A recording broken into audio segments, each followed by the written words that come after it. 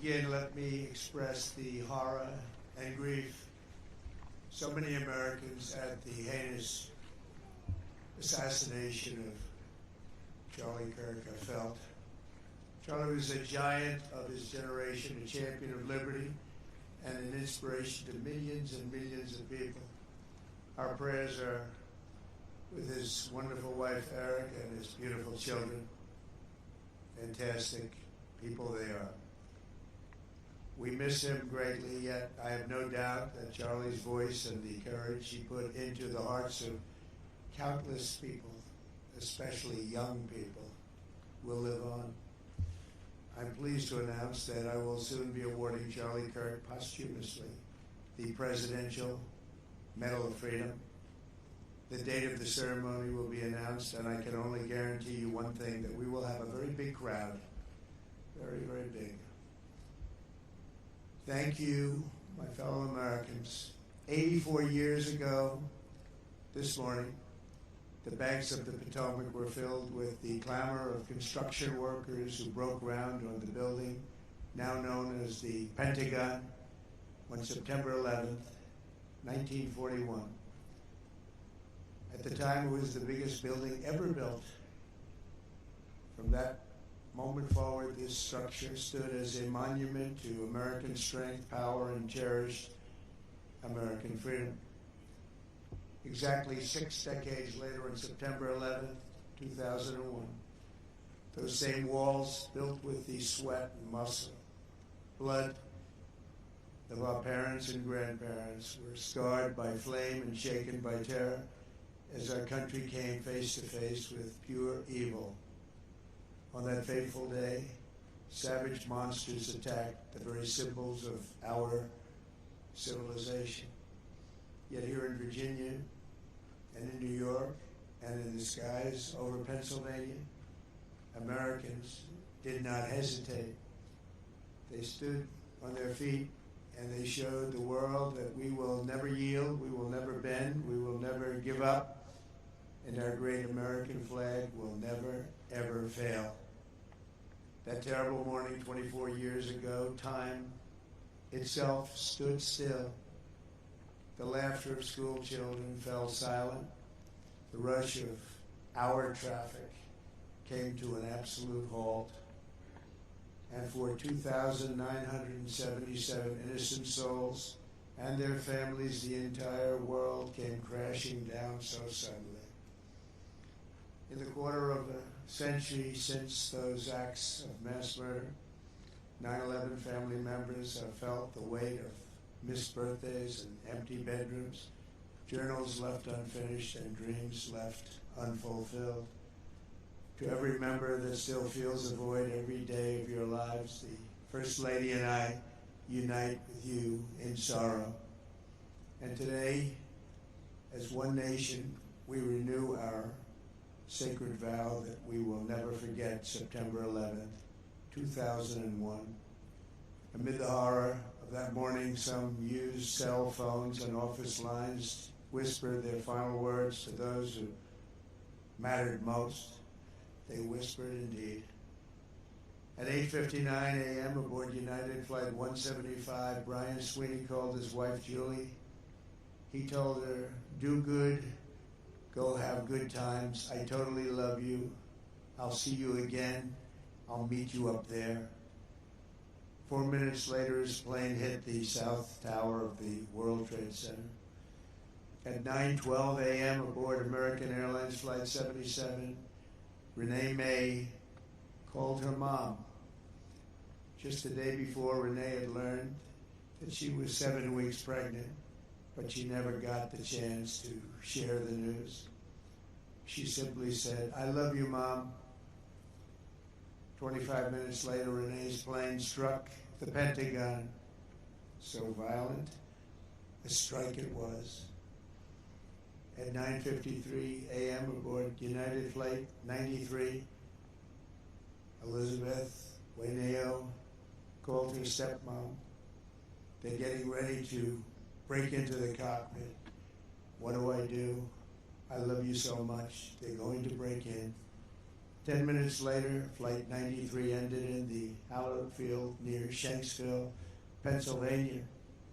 At 10:25 a.m., Tom McGinnis was trapped on the 92nd floor of the North Tower when he told his wonderful wife, Elena, on the phone, "There are people jumping from the floors above us. We get out of here, it'll be a total miracle. I love you, darling. Take care of Caitlin, beautiful daughter." 3 minutes later, the tower fell. Out of the ash, we witnessed the awesome power of that incredible love. We've seen it rise again. Out of the wreckage, we watched unbelievable courage suddenly take form. And out of the darkness, we saw the timeless truth of American character shine for the world to see. In America, we take blows, but we never buckle. We bleed, but we do not bow. And we defy the fear, endure the flames, and emerge from the crucible of every hardship stronger, prouder, and greater than ever before. Last year, we were a dead country. Now we have the hottest country anywhere in the world. In New York, there were heroes like Chuck Costello, 46-year-old elevator mechanic, and a member of the Knights of Columbus. He selflessly ran into the World Trade Center to free people trapped in the elevators. His body was not found until the following January, deep under the debris. While going through his belongings, Chuck's widow, Mary, a phenomenal woman, discovered a personal prayer written in his own words, "Help me to light the way for those in the dark, and when I enter the darkness, let me not panic, but patiently wait to remember the light." Beautiful words. When the time came, Chuck ran boldly into the darkness of hell on earth, and now he shines in the light of heaven above. We remember him this morning. That day we learned that the American heroic spirit was all around us. We saw it in the police officers, the great firefighters, the service members here at the Pentagon, and in the hearts of every American who answered history's call.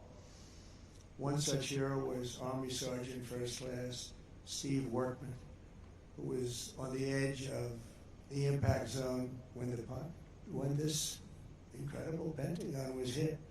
He was right there. After leading hundreds of people to escape routes, Steve turned back and plunged into the inferno itself. Pushing through the debris, he came upon a severely burned Navy lieutenant, the only survivor from the Navy Command Center. Only one. The wounded lieutenant looked into Steve's soul and said, "Don't let me die." Steve replied, "I won't. I've got you. Just hang on." He wheeled the lieutenant out of the wreckage on the back of a maintenance cart before getting in the ambulance and taking him to Walter Reed Hospital. That man Steve saved, Lieutenant Kevin Schaefer, went on to join the elite team of CIA operatives who located Osama bin Laden. Steve, you're an American hero. We appreciate it. We appreciate what you've gone through. Please stand. Please stand.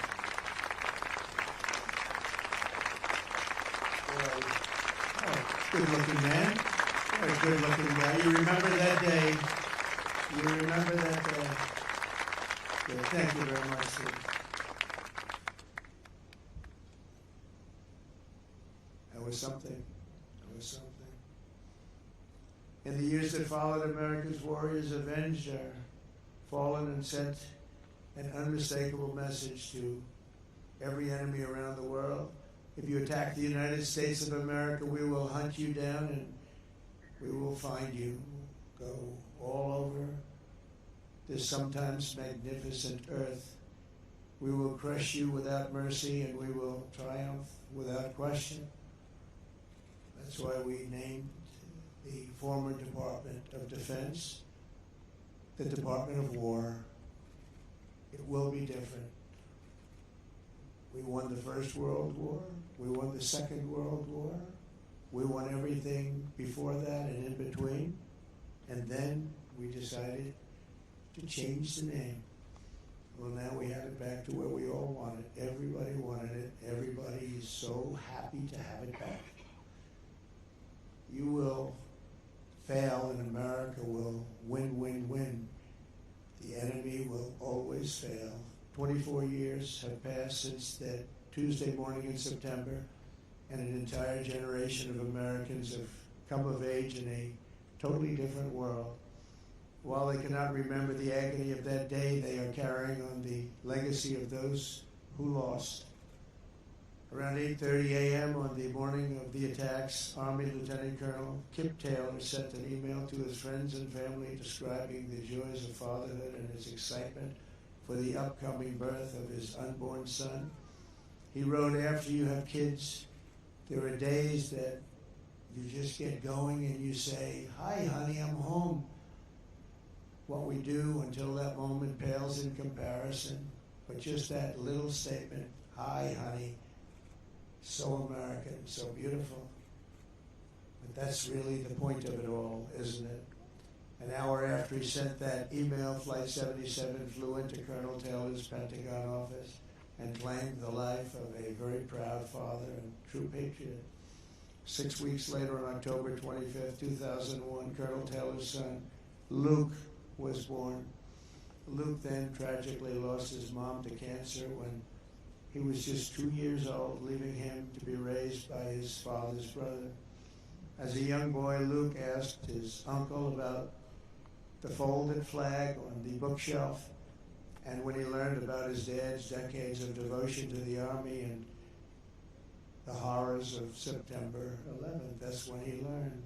Luke carried that memory with him and joined the ROTC as a college freshman. He graduated just last year, and I'm pleased to say he is with us today as a second lieutenant and doing very well. He's rising quickly in the infantry, preparing for Army Ranger School. The spitting image of his dad, they say. Luke says that every time he puts on a uniform, he feels connected to his father and to our country. But it was a father he never knew. Luke, your parents are together in heaven, and they could not be prouder of the man that they have produced. They produced you. Those two great people produced you. Luke, please stand.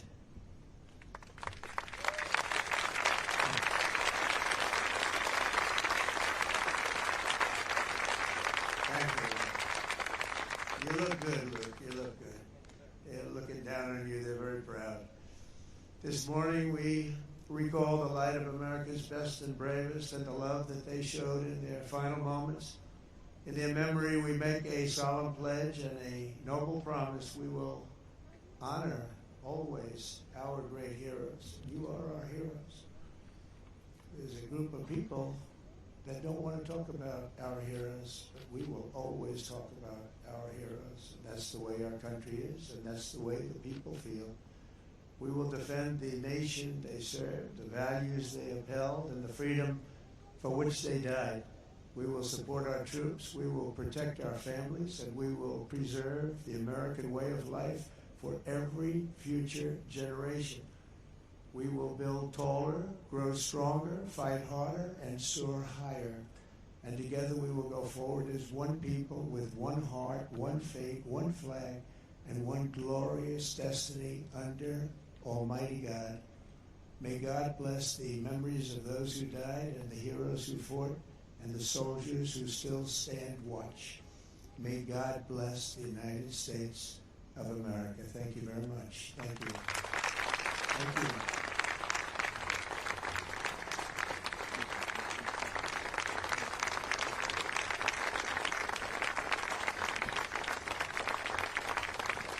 Ladies and gentlemen, please remain standing for the singing of God Bless America, and remain standing for the benediction.